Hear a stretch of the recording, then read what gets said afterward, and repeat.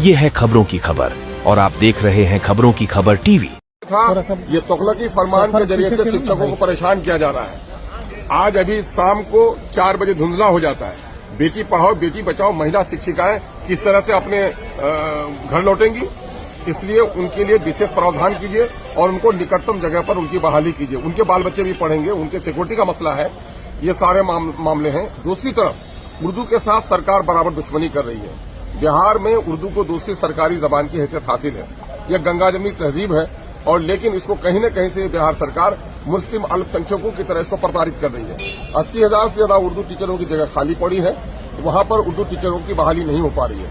हर एक स्कूल में उर्दू टीचर की बहाली का वादा माननीय मुख्यमंत्री ने किया था, उसको अब तक उसने पूरा नहीं किया है। जो मुस्लिम टीचर सामान्य कोटि में बहाल थे उनको एक खास साजिश के तहत उर्दू कोटि में भेजा जा रहा है ताकि समान जगह पर उनकी जगह खाली पड़े। और 2459+1 के जो मदरसे थे उनके जो शेष मदरसे बचे हैं उनकी जांच सारा रिपोर्ट प्रक्रिया पूरी हो गई है। कोर्ट ने भी उनके फेवर में फैसला दिया है, लेकिन सरकार उनको अब तक तनख्वाह नहीं दे रही है। हर साल वादा किया था कि STET का एग्जाम हम साल में 2 बार लेंगे, लेकिन पिछले साल नहीं लिया गया। इस साल 2 बार नहीं लिया गया।